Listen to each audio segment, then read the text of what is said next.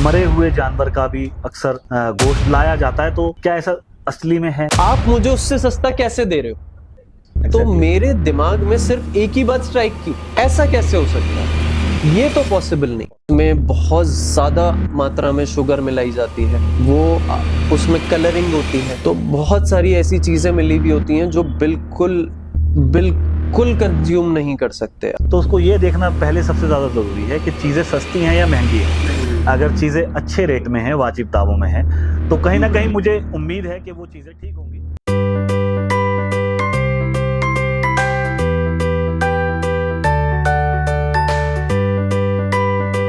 दिल्ली के अंदर एक जाना माना इलाका ऐसा भी है जहाँ के जायके, जहाँ की मेहमान नवाजी लोगों को अपनी तरफ खींचती है।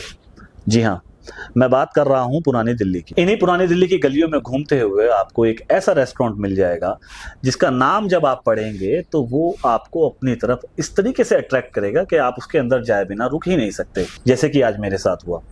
जब मैंने इस रेस्टोरेंट के बारे में सुना और इसके बारे में जानने की कोशिश करी तो मैं अपना आप को रोक नहीं पाया इस रेस्टोरेंट के ओनर से बात करने के लिए। ओनर से जब मेरी बात हुई तो पता चला इस रेस्टोरेंट के शेफ जो हैं वो खुद ही हैं। तो आज बहुत सारी बातें जायकों को लेकर और खाने के अंदर किस तरीके से नजाकत डाली जाती है, जायका डाला जाता है, किस तरीके से लोगों को अपनी तरफ अट्रैक्ट किया जाता है जायके के जरिए से, वो सारी बातें आज हम करेंगे जैद खान भाई से, उन्हीं की ज़बानी। सबसे पहले तो मैं आपका इंट्रोडक्शन आपकी ज़बान में लेना चाहूँगा ताकि मेरी ऑडियंस आपके बारे में ज़रूर जाने कि आपका पैशन क्या है, आपका काम क्या है, आपका वर्क क्या है जी। और ये जो कूबा आपने इतना प्यारा सा टर्किश टाइप का एक नाम रखा है कूबा, इसके पीछे क्या रहा? थोड़ा सा इंट्रोडक्शन दीजिए, फिर हम अपनी गुफ्तगू को आगे बढ़ाएंगे।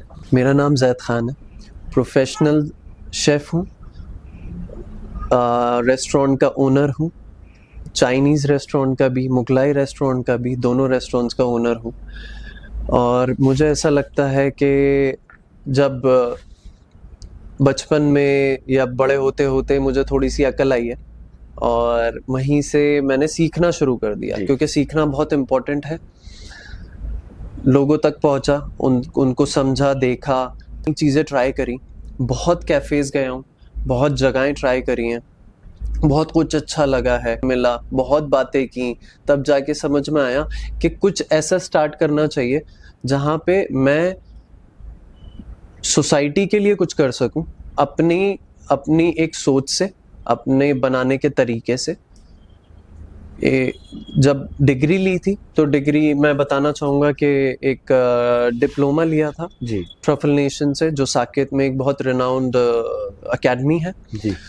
वहाँ से डिप्लोमा लेने के बाद मैंने 1 साल 1.5 साल से प्रैक्टिस की है घर में, और बहुत जायकों के साथ, बहुत चीज़ों के साथ प्ले करके, तंदूर के साथ, अवन के साथ, और भी बहुत सारी चीज़ें यूज़ कर करके आदत डाली अपने आप को। और फिर उसके बाद एक डिसीजन लिया कि लेट्स स्टार्ट समथिंग, कुछ एक ऐसी चीज़ स्टार्ट की जाए जहाँ पे मैं किसी के लिए कुछ कर सकूं, किसी को इन्फॉर्मेशन दे सकूं कि, और जब आप बड़े प्लेटफॉर्म पे आने शुरू करते हो तो आपके कंपेटिटर्स भी बहुत बड़े होते हैं। अब मैं उन तक तो नहीं जा पाया अभी तक, बट स्टिल मैं ये चाहता हूँ कि मेरे ज़रिए से लोगों को ये समझ में आए कि हमें किसी की हेल्थ के साथ नहीं खेलना, हमें मार्केट में रह के अच्छा करना है, लेकिन अच्छी क्वालिटी के साथ करना। जैद खान भाई, जब मैंने आपकी रील देखी तो पहली ही रील में मेरे मन में ये बात तय हो चुकी थी कि मैं एक पॉडकास्ट जैद खान के साथ ज़रूर करूँगा, क्योंकि मुझे इस बात की पूरी उम्मीद थी कि मुझे आपसे एक ऐसा टॉपिक मिलेगा जिसके अंदर बहुत सारी चीज़ें मुझे खुद भी जानने को मिलेगी, क्योंकि मैं खुद भी एक फूड लवर हूँ और खाने का इतना बड़ा शौकीन हूँ कि महीने में 27 या 28 दिन मैं खुद भी बाहर खाता हूँ। तो बहुत शुक्रिया आपके आने का, आपका ये सोचने का कि एक छोटी सी बात रखनी चाहिए। ये बहुत बड़ा स्टेज है, मुझे ऐसा लगता है, सोशल मीडिया, जिसमें हम अपनी बात को बहुत अच्छी तरह से पोर्ट्रे कर सकते हैं, कन्वे कर सकते हैं, लोगों के दिल तक पहुंचा सकते हैं। ऐसा ही कुछ मेरे साथ भी हुआ। मैं सडन घर में बैठा हुआ था, मैंने इंस्टाग्राम खोला और आपकी रील मेरे सामने आई जिसमें आप चिकन के कुछ पीसीज में मुझे क्या, मैं तो कहूंगा कि काफी लोगों को डिफरेंस बता रहे थे, जी। जिसके अंदर मैं भी एक ऐसा इंसान हुआ कि मुझे लगा कि यार ये तो आज तक हमने ध्यान ही नहीं दिया। बस यही बात है जो मैं खुद, बहुत सारी चीजें हैं जो मैंने सीखी हैं इस टाइम में और बहुत वक्त लगाया है। क्योंकि क्या होता था कि जब बचपन से खाते हुए आए हैं, पुरानी दिल्ली के जायके हैं, जी। मैं भी यहीं से रहा हूँ, यहीं पे पला बड़ा हूँ, सब चीजें मैंने यहीं से सीखी हैं। तो मुझे ऐसा लगता है कि हम किसी के साथ धोखा नहीं कर नहीं सकते। कर सकते। तो बस वो चीज मेरे दिल में आई। मैंने बहुत वक्त तक सिर्फ कस्टमर सर्विस की है, बहुत लोगों से मिला हूँ, बहुत लोगों को जाना है, पहचाना है। फिर उसके बाद मेरे दिल में एक बात स्ट्राइक की कि हम जिस खाने को प्रमोट करते हैं, पूरी दुनिया तक लेके जाते हैं, सबकी जबानों पे लेके जाते हैं, इतनी खुशियां, इतने प्राउड के साथ हम बोलते हैं कि हम पुरानी दिल्ली से बिलोंग करते हैं। तो उस जगह में आके ये बताना चाहता हूँ लोगों को कि हम आज की जिंदगी में, आज की लाइफ में हम ये भूल गए हैं कि सस्ता खाना, बेसिकली जी। हम चाहते हैं कि जगह जगह रोड साइड जो वेंडर्स हैं, मैं उनको भी कुछ नहीं कहूंगा, वो लोग अपनी रोजी रोटी कमा रहे हैं, लेकिन उसी के साथ आज ही मैंने एक न्यूज़ पढ़ी जिसके अंदर एक हैदराबाद की महिला थी, उनका मोमोज खा के देहांत हो गया, इंतकाल हो गया। तो मुझे एक ऐसा न्यूज़ शायद लगता है, आपके सामने एक और आई हो, वो मेरे जहन में है, मैं आपको बता देता हूँ। राजस्थान के अंदर कुछ बच्चे बीमार हो गए चॉकलेट खाकर। बस यही कुछ बातें हैं जो मुझे बहुत नर्वस कर देती हैं। मुझे बुरा फील होता है कि हम अपनी सोसाइटी के लिए कुछ नहीं कर पा रहे, हम उन लोगों के लिए, हम सब के लिए कुछ नहीं कर पा रहे। मेरी फैमिली भी बेसिकली, मेरी मदर है, फादर है, भाई बहन है, बच्चे हैं, सब लोग ये कंज्यूम कर रहे हैं, बट अननोइंगली हमें ये नहीं पता हम क्या खा रहे हैं, क्या उस चीज की क्वालिटी है, क्या उसका हेल्थ हैजार्ड है, बस चले जा रहा है। तो बेसिकली ये जो सारी चीजें हैं, हमने जो बचपन से देखा है जैद भाई, वो ये देखा है कि किसी के बाप दादा खाना बनाते आ रहे थे, बिल्कुल उससे उनके बेटे ने सीखा, जी। उसके बाद उनके बेटे ने सीखा, जी। यही चीज एक चेन बनती चली आ रही है। और उनको खानसामा कहा जाता है। शेफ तो एक इंग्लिश वर्ड हो गया जी। और बेसिकली लोग क्या कहते हैं, बहुत अच्छा खानसामा है। बस तो उस खानसामे में जो एक देसी खानसामा है और उस शेफ में जो पढ़ाई कर कर आया है, जैसे कि आपने मुझे अपने बारे में बताया था कि आपने डिप्लोमा लिया है शेफ के अंदर जी। उसके अंदर क्या डिफरेंस होता है जो बहुत हमें समझ में नहीं आ रहा और वो आपको लगता है कि यार ये लोग कहाँ जा रहे हैं? बहुत छोटा सा डिफरेंस है, बहुत माइन्यूट, सिर्फ पढ़ाई का। बेसिकली इसमें क्या है, डिफरेंट टेम्परेचर्स पे कुक करना है, क्वालिटी पे कुक करना है। टाइम, आपने रेस्टोरेंट खोल लिया, बट आप एक ऐसी जगह से आए हो जहाँ पे आपके बाप दादा ने सब कुछ आपको जमा के दिया है, आपको टाइम मैनेजमेंट नहीं आएगा, आपको क्वालिटी पे, मैं बोलूँगा कि अगर उन्होंने सिखा दिया अपनी उम्र रहते तो शायद आप सीख लोगे। हो सकता है आप बहुत अच्छा परफॉर्म कर लो और हो सकता है आप में इतनी अकल हो कि आपको जरूरत ही नहीं पढ़ाई की और आप उसी चीज डायरेक्शन में मूव कर रहे हो। बट ऐसा मुझे बहुत कम देखने को मिला है। मुझे ऐसा लगता है कि थोड़ी सी एजुकेशन होनी चाहिए, लिटरेसी होनी चाहिए इस चीज को लेके भी। आपको पता होना चाहिए कि आप जो भी कंज्यूम कर रहे हो एटलीस्ट वो आपकी हेल्थ पे क्या इफेक्ट करेगा। और रोड साइड पे या कहीं पे भी किसी जगह अगर आप खा रहे हो, जला हुआ खाना नहीं खाएं। हाई हीट पे फ्लेम जो प्रोवाइड की जा रही है ग्रिल पे रख के, और सीखों पे लगा हुआ है, ट्रेंड चल रहा है, वो ट्रेंड चल रहा है, बिल्कुल सीखों पे लगा रखा है और बहुत तेज हीट है, उस पे आपको जला के कबाब जले हुए होते हैं और इंसान को लगता है कि यार यही तो टेस्ट है, यही टेस्ट है। और आमतौर पर मेरे जैसा इंसान तो वो कहता है कि इसको यार ये कबाब जो है ना, जरा इसको और अच्छे से सेक तो और मजा आएगा इसमें। बस ये चीज, ये आप बता रहे हो कि ये सेहत के लिए। अब कुछ लोग अंडर कुक खाते हैं, कुछ लोग ओवर कुक खाते हैं, जैसे मैं आपको बता रहा हूँ कि बहुत ज्यादा उसको जला देते हैं।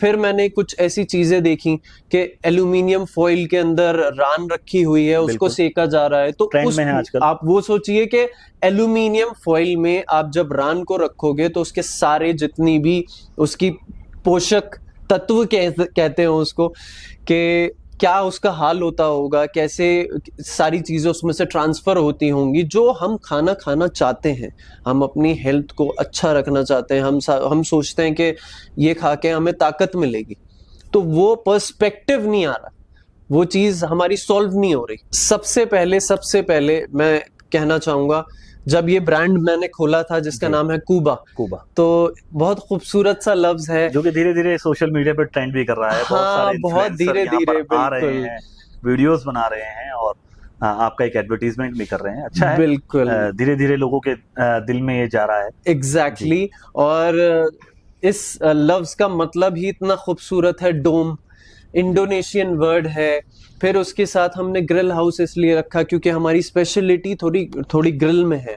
उसमें हम क्या करते हैं, तंदूर के अंदर हर चीज प्रोवाइड करते हैं। कोई भी चीज सिकेगी तंदूर में सिकेगी, ओवरऑल हीटिंग जाएगी उसमें, ओवरऑल एग्जैक्टली प्रोसेस है, टेम्परेचर्स का प्रोसेस है, हर चीज का देखना दिखाना है कि कोई ऐसी चीज ना हो कि मेरे कस्टमर को बुरी लगे कि ये जला हुआ आ गया, ये अंडर कुक आ गया, कोई भी ऐसी चीज नहीं होनी चाहिए। तो मुझे ऐसा लगता है एक प्रॉपर मैकेनिज्म से अगर चलाया जाए तो बहुत मजा आता है।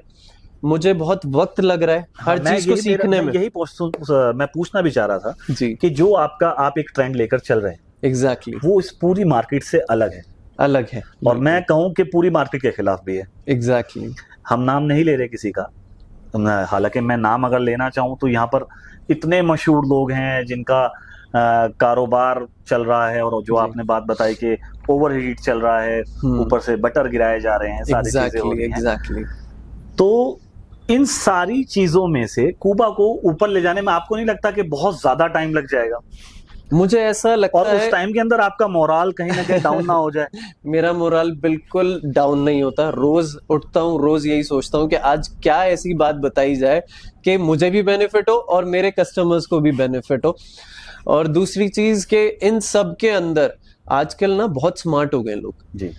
तो अगर मैं एक छोटी सी रील से आपके दिल तक पहुंच सकता हूँ ना, तो मैं लोगों तक पहुंच सकता हूँ। मुझे ऐसा लगता है कि मेरी बातें हो सकता है कहीं ना कहीं स्ट्राइक करेंगी, 100% करेंगी।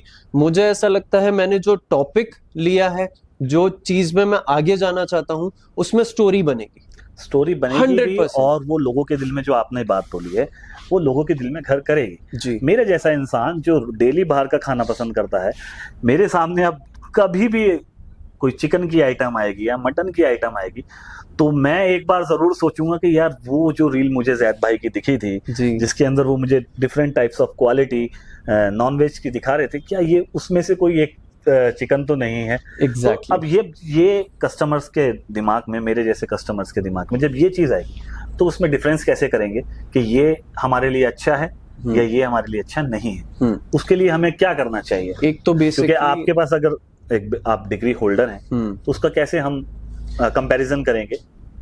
जी, एक तो सबसे पहले आप अपनी विजिबल आईज ही रखें।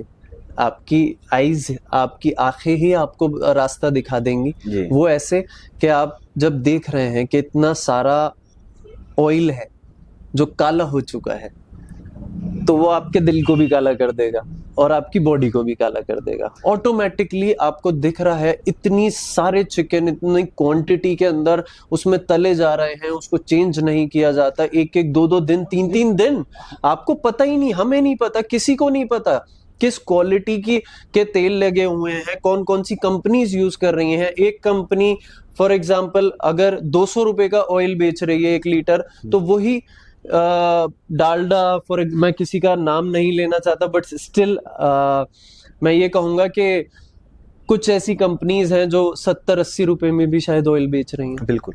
और उसको सही करके, सही ना भी करके, उसको डायरेक्ट उसमें डाल दिया जाता है कढ़ाई में और फिर उसके बाद उसमें फ्राई करके निकाला जाता है। फिर दूसरी चीज आती है कि आपकी रॉ मटेरियल। जी। आप चिकन यूज कर रहे हो, आप मसाले यूज कर रहे हो, आप बहुत तरीके की चीजें यूज कर रहे हो उसमें, लेकिन जब धुलाई होती है, फॉर एग्जाम्पल हम चिकन की धुलाई कर रहे हैं, जी तो बहुत प्रिसीजन के साथ की जाती है, दिल से पानी डालेंगे उसमें, उसको जो है बहुत अच्छे से साफ करेंगे। और एक चीज जरूर देखनी चाहिए कि उससे पहले कि चिकन के अंदर कहीं चोट तो नहीं लगी हुई, कहीं ऐसा तो नहीं है कि उसकी टांग पे, यहाँ पे, या उसके शोल्डर पे, शोल्डर टूटा हुआ होता है, कई बार जो है टांग पे पूरा पूरा खून जमा हुआ होता है। यही वाली रील ये मैंने आपकी बहुत देखी। सारी चीजें हैं जो हम बहुत निग्लेक्ट कर देते हैं। बिल्कुल, मसाला लगाया उसमें और उसको कढ़ाई में डाल दिया, मैंने आपको 100 रुपए का, 50 रुपए का, 70 रुपए का बेच दिया, अब उसके बाद आपने कंज्यूम कर लिया, आपको क्या पता कि वो क्या था। और बीच में मैंने जब रेस्टोरेंट खोला बहुत दिक्कतें आई, बहुत प्रॉब्लम्स आई कि मैं जब ये सोचता था कि लोग मुझे अप्रोच कर रहे हैं कम पैसों के लिए, कि कम पैसों में हमसे आप खरीद लीजिए रॉ मटेरियल, बट मैंने सिर्फ उनसे एक चीज पूछी कि चलिए मैं जानता हूं कि ये चीज मैं यहां से ले रहा हूं, इतने पैसों में मुझे मिल रही है, 10-20 रुपए फॉर एग्जाम्पल एक वेंडर मुझसे कमा रहा है, मुझे इस चीज की नॉलेज है, जी तो आप मुझे उससे सस्ता कैसे दे रहे हो? जब सीजनल वो इतने का ही मिल सकता है जो अच्छी क्वालिटी में आपको मिल रहा है, तो आप उससे सस्ता मुझे लाके कैसे दे सकते कैसे दे हो? रहे मुझे ये नहीं समझ में आया। ठीक है। तो अच्छा, एक आम लोगों के अंदर एक अफवाह रहती है, जी जब आपने इतनी सारी डीपली बात बताई है तो ये भी मैं आपसे ही इसकी क्लियरिफिकेशन लेना चाहूँगा। अक्सर हम भी जब कभी यार दोस्त बैठे होते हैं तो कई बार ऐसा होता है कि यार मन में ये बात आ जाती है, सवाल भी आ जाता है कि रेस्टोरेंट के अंदर मरे हुए जानवर का भी अक्सर गोश्त लाया जाता है, तो क्या ऐसा असली में है, फैक्ट है? बिल्कुल सही बात है। मैं आपको अभी यही बात बता रहा था कि जब मैंने स्टार्टिंग की तो बहुत प्रॉब्लम्स फेस हुई। वो प्रॉब्लम सबसे बड़ी यही थी कि कुछ लोग मेरे पास अप्रोच किया कि हम आपको फॉर एग्जांपल 100 रुपए में चिकन पूरा एक दे देंगे, पीस पूरा का पूरा। तो इस टाइम मैं 250 या 220 रुपए किलो, 240 रुपए उस टाइम चल रहा था। अगर होलसेल रेट में भी लोगे तो 200 रुपए से कम का हाँ, उससे कम नहीं मिलेगा, नहीं मिलेगा। तो मेरे दिमाग में सिर्फ एक ही बात स्ट्राइक की, ऐसा कैसे हो सकता है? ये तो पॉसिबल नहीं है। कितना ही आप रिसर्च कर लो, कितनी R&D कर लो, सब चीजें कर लो, लेकिन इतना डिफरेंस कैसे हो सकता है? तो या तो कुछ ना कुछ घपला है बिल्कुल जो हो रहा है। बस यही चीज है जहां पे मेरा दिल ऐसा है कि नहीं, लोगों तक ये चीज जानी नहीं चाहिए। कोई बात नहीं, मुझे वक्त लगेगा, कोई प्रॉब्लम नहीं है, मैं अपना वक्त गुजारूंगा, लेकिन मैं ऐसी चीज लेके आना चाहता हूं मार्केट में कि एटलीस्ट किसी के हेल्थ के साथ मैं खेलूं नहीं। आजकल एक नया ट्रेंड है, जो रेस्टोरेंट खुलते हैं, मैं भी जब आपके रेस्टोरेंट में आया तो एंटर करने के बाद जो सबसे पहले सामने एक जिस चीज पे फोकस मेरा पड़ा जी, वहाँ बहुत सारे ड्रिंक्स लगे हुए थे, मोहितो लगे हुए थे, जहाँ पर रेड कलर के, ग्रीन कलर की कुछ बॉटल्स मुझे दिख रही थी। तो ये ट्रेंड एक आजकल चल गया है कि आदमी खाने के बाद आजकल मोहितो जरूर पीता है। बिल्कुल। इसके बारे में आप क्या कहना चाहेंगे? ये ड्रिंक्स कितनी हमारे लिए अच्छी हैं और कितनी हमारे लिए, हम लोग तो इसलिए खाते हैं कि यार लास्ट में दे दो, खाना हजम हो जाएगा, तो क्या कुछ ऐसा है कि खाना हजम होता है या नहीं होता है इससे? आपने बहुत डीप बात पूछ ली है। तो मैं कहना चाहूंगा कि जैसे बहुत सारे लोग, आप, मैं, हम सब, शायद मैं 2 साल पहले अगर मैं यहाँ नहीं था ना, तो मैं भी बाहर जाके 20 रुपए 30 रुपए की मॉकटेल कंज्यूम कर रहा था। तो मुझे ऐसा लगता था यार मैं इससे ऊपर क्यों दूंगा। तो जब मैं बड़े बड़े रेस्टोरेंट्स में जाना शुरू करा, कैफेज में जाना शुरू करा, तो वहां पे मुझे ये चीज समझ में आने लगी कि ये इतना चार्ज क्यों ले रहे। बट वहां ये होता था कि आपको लाइव काउंटर पे बना के दिखाई जा रही है चीज, आपको पता है आपको ये क्वालिटी मिल रही है, आपको इस चीज का बनाया हुआ पूरा सॉल्यूशन मिल रहा है, आ रहा है, ये मॉकटेल आपको प्रोवाइड कर रहे हैं वो। वेयरएज अगर मैं छोटी जगहों की बात करूं, एक छोटा सा काउंटर होता है, उसके पीछे चीजें बनाई जाती हैं, फिर उसके बाद वो जो दिख नहीं रही होती, तो मुझे ऐसा लगता है कि थोड़ा सा जो है ना, दिखावा भी जरूरी है। तो आजकल के ज़माने में अगर हम लाइव काउंटर लगा के थोड़ा सा क्वालिटी इम्प्रूव करके, फॉर एग्जांपल मैं आपको दिखाना चाहूँगा कि मोनिन का सिरप है जी। जो एक मलेशिया से आता है, सिंगापुर से आता है, उसका ओरिजिन है, वो लगभग 1000-1200 के आसपास 1 लीटर आता है, एक बॉटल। और दूसरी जगह अगर आप जाएं तो एक बॉटल कोई और सिरप आप लेना चाहें लोकली तो वो कुछ 150, 200, 250, 300 इस रेंज के अंदर आई जाती हैं। वहाँ पे क्या होता है, शुगर सिरप बनाया जाता है, उसमें बहुत ज़्यादा मात्रा में शुगर मिलाई जाती है, वो उसमें कलरिंग होती है, जी।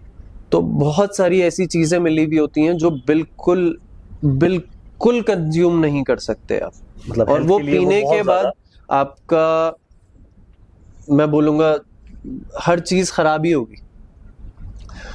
अब वेयर एज आप अच्छी क्वालिटी की तरफ जाएं, आप कोई और सिरप ले रहे हैं, मोनिन का सिरप ले रहे हैं, या और अच्छी क्वालिटी में सिरप्स आते हैं, अवेलेबल है मार्केट में, आप उसका प्राइस पे कर रहे हैं मॉकटेल का, तो yes, it's a definitely yes product for मतलब बेसिकली अगर अब एक नॉर्मल पर्सन को अगर देखा जाए तो उसको ये देखना पहले सबसे ज्यादा जरूरी है कि चीजें सस्ती हैं या महंगी हैं। अगर चीजें अच्छे रेट में हैं, वाजिब दामों में हैं, तो कहीं ना कहीं मुझे उम्मीद है कि वो चीजें ठीक होंगी, और अगर सस्ती हैं तो वो चीजें आपके हिसाब से, जैसे आपने हमें बताया कि वो चीजें कहीं ना कहीं हमारे को नुकसान करेंगी, और हमारे मतलब हमारे पूरे सिस्टम में पेट के अंदर जब वो जाएगी तो वो पूरा हमें हार्म करेगी। आपने डिप्लोमा लिया है तो इसमें ये इसका क्या प्रोसेस रहता है पढ़ाई के अंदर? कुछ किताबी पढ़ाइयाँ होती हैं या सिर्फ किचन में खड़ा होना होता है? नहीं, और आम शेफ्स जैसे मुझे भी कुकिंग का शौक है। अभी आपके पास आने से पहले मैंने फिश टिक्का बनाया और कुछ लोगों को खिलाया। मेरे मामा जी की फरमाइश थी, मैंने उन्हें भी खिलाया। हमारा तो 1.5 किलो मछली है, उसमें 3 चम्मच उठा के डाल दिया धनिया, थोड़ा सा, मतलब सारी चीजें डाली, एक बोटी उठाई, उसको फ्राई करी, टेस्ट करा, नहीं यार नमक कम था। तो मेरे जैसा इंसान तो इस तरीके से बनाता जी। जब आदमी डिग्री ले लेता है उसका प्रोसेस कुछ अलग होता है कि इसमें 1 तोला नमक डालना है, 1 तोला कुछ ऐसा होता है क्या? बेसिकली जब आपको पता होता है कि आपको किस मेजरमेंट में जी। वो किस मात्रा में डालना है, तो बेहतर आप उस टाइम समझ पाते हो। उसमें एक तो सबसे बड़ी बात है वेस्टेज नहीं होती जी। तो ये चीज है। बाकी हमारे पैशन से ही बनता है जो बनता है। आपने भी वो टेस्ट किया, टेस्ट करने के बाद आपको मजा आया तो आपने सोचा यही, आपको पता है कि आप कुछ खराब चीज नहीं यूज कर रहे आप, तो बेहतर है कि कोई दिक्कत नहीं है, आप बनाएं। बट ये है कि अगर हम थोड़ा सा उस चीज़ की स्पेसिफिकेशंस में जाते हैं तो डिफरेंट टेम्परेचर्स होते हैं जिस पे हम खेलते हैं, जिस पे हम बेसिकली प्ले करते हैं कि इस चीज़ का इतना टेम्परेचर होगा, 83 डिग्री सेल्सियस है, 90 डिग्री सेल्सियस है, तो इस पे जाके ये चीज़ जलना शुरू कर देगी।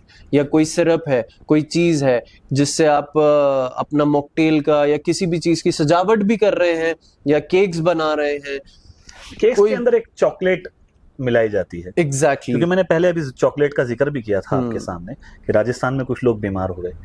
इसके बारे में कुछ महारत आपको हासिल है? ये चॉकलेट्स कहाँ से किस चीज के इस्तेमाल की? बिल्कुल बिल्कुल, इसके बारे में मैं बहुत अच्छा पॉइंट बताना चाहूंगा। तो चॉकलेट्स बेसिकली अगर आप खरीदें या कंज्यूम करें तो जरूर ये देखें कि वो किसी पौधे से टूटे हुए कोकोआ पॉड से बनी हुई चॉकलेट है या वेजिटेबल ऑयल से बनी हुई चॉकलेट है। ये उसमें मेंशन होगा, 100% उसकी इंग्रेडिएंट लिस्ट में होगा। या आप एक चीज और कर सकते हैं कि आपने ब्रांड उठाने के बाद आप गूगल पे गए और आपने सर्च कर लिया कि वो किस चीज से बनी हुई है, आपको पता लग जाएगा कि हाँ ये क्वालिटी है, ये चीज है, इस चीज से ये आई हुई है। फल से तोड़ के अगर वो चॉकलेट बनेगी तो कम, मैं सोचूंगा बहुत कम हार्मफुल होगी। और वेयर एज आप वेजिटेबल ऑयल से बना के और उसमें शुगर सिरप वगैरह ऐड करके आप चॉकलेट बनाओगे, उसमें कलर्स भी डालोगे, सब चीजें डालोगे, फिर आप एक चॉकलेट बनाओगे तो वो थोड़ा हार्मफुल होगी आपके लिए। ये टॉपिक इसलिए भी समझना जरूरी है कि चॉकलेट्स ज्यादातर बड़े आदमी तो खाते नहीं है, बच्चे खाते हैं। और बच्चे तो गए मार्केट में गए और 5 रुपए दिए, किसी प्रोडक्ट को उठाया और ले आए, तो ये एक हमारे लोगों के लिए और जी। पेरेंट्स के लिए समझना जरूरी है कि चॉकलेट्स कितनी हार्मफुल हो सकती हैं। बहुत ज्यादा आज की मार्केट में 5-5 रुपए में जो चॉकलेट्स मिल रही हैं, ये सब चीजें, ये सिर्फ आप समझिए हमारी डायबिटीज के लिए सबसे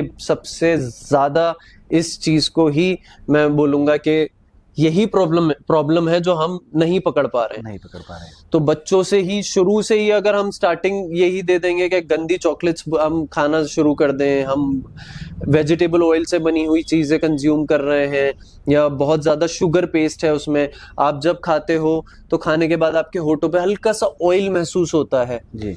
तो वहां जब आपको समझ में आ रहा है कि हाँ यार ये ऐसा क्यों हो रहा है, जबान पे आपको लगता है थोड़ा सा ऑयली सा आ रहा है, बट वो नहीं होना चाहिए। तो वहां पे आप समझिए कि आइसक्रीम्स हैं, चॉकलेट्स हैं, इन सब चीजों में भी बहुत सारी मिलावट है, तो वो बहुत ज्यादा हार्मफुल है, खराब है। आपके खाना खिलाने का जो पैशन है, शौक है, और जिस पैशन से आप लोगों को, जितने दिल से आप लोगों को खाना खिला रहे हैं, जी। तो आपके कस्टमर्स के क्या रिव्यूज रहते हैं आपके? कस्टमर्स के रिव्यूज बहुत सारे हैं, अच्छे भी हैं, बुरे भी हैं। बुरे इस सेंस में कि आप बहुत टाइम लगा के बनाते हैं। Okay. तो मैं ये कहूंगा कि मैं अपने कस्टमर्स से भी यही कहता हूँ कि टाइम लगा के बनाते हैं, लेकिन अच्छा बनाना आता है हमें, और हम कोशिश करते हैं कि अल्लाह हमसे अच्छा बनवा दे और हम उसको आगे तक आप तक पहुंचा दें। और अच्छा, बहुत रिव्यूज आए हैं, बहुत सारे कस्टमर्स ने बोला है कि ऐसे ही आप चलते रहें तो कहीं ना कहीं आप पहुंच जाएंगे एक ना एक दिन। हाँ, हमारी भी दुआ है आपके लिए कि अल्लाह आपको बहुत बुलंदियों तक पहुंचाए और आपका बहुत शुक्रिया। जाने माने शेफ्स में आए। एक आखिरी सवाल, उसके बाद जहमत तमाम। घर पे खाना घर की खवातीन बनाती हैं या जैद खान बनाते हैं? घर पे खाना तो खवातीन ही बनाती है, क्योंकि यहाँ पे हमें खिलाना होता है, तो यहाँ कौन बनाएगा और यहाँ कौन परोसेगा, तो बस उसका ख्याल रहता है ज्यादातर। बाकी चल रहा है, बहुत अच्छा चल रहा है। चलिए, ये थे जैद खान भाई, जिन्होंने खाने के ऊपर इतनी महारत हासिल की है कि मानो लगा कि किसी डॉक्टर से मेरी बात हो रही हो। बहुत सारी बातें हमने इनसे करी, बहुत सारी चीज़ें हमने इनसे ऐसी सीखी हैं कि आइंदा जब हम कहीं किसी रेस्टोरेंट में खाने के लिए जाएंगे तो उन चीज़ों का ख्याल ज़रूर रखेंगे, सस्ता अवॉइड करेंगे, अच्छा खाएंगे, महंगा खाएंगे, ताकि सेहत बनी रहे। फिर किसी नए मेहमान के साथ मिलेंगे एक नए टॉपिक के साथ। जब तक के लिए आप मेरे साथ बने रहिए। उम्मीद करता हूँ मेरा पॉडकास्ट, ये गुफ्तगू, ये वार्तालाप आपको पसंद आई होगी। मेरे साथ रहने के लिए मेरे चैनल को सब्सक्राइब करना ना भूलिए। बहुत बहुत शुक्रिया।